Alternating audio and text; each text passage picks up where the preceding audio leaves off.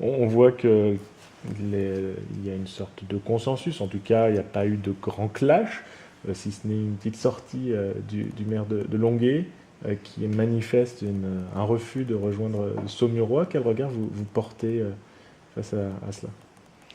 Non, je crois que la commission, parce que avant l'avis des conseils municipaux, il m'importait d'avoir l'avis de la commission départementale qui est compétente pour ces questions et qui sera en mesure, si elle le souhaite, d'apporter des modifications au projet du préfet à partir de l'automne.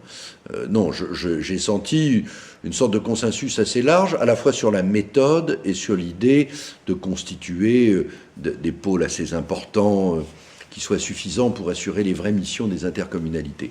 Alors, que tel ou tel souhaite, pour des raisons que je n'ai pas à discuter, rester plus autonome, ne pas aller sur tel ou tel pôle, mais ça se comprend tout à fait. Tout le monde ne peut pas partager le même avis, la même vision. Sur ce point-là, je serais intéressé de connaître l'avis des communes, de la communauté Loire-Longué que vous mentionnez. On verra ce qu'elles diront.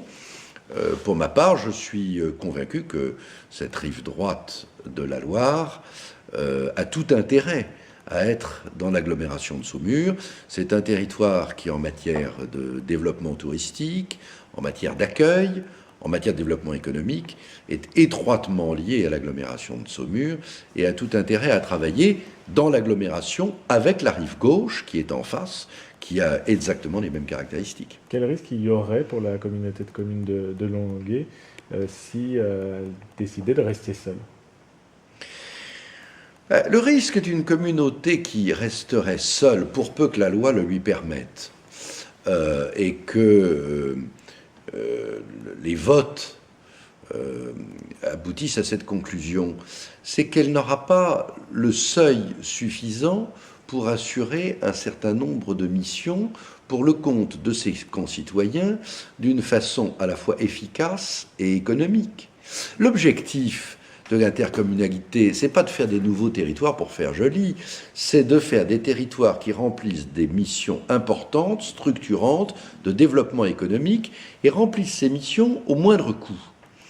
Le moindre coût, c'est faire des économies d'échelle, c'est se mettre à plusieurs pour obtenir un meilleur résultat.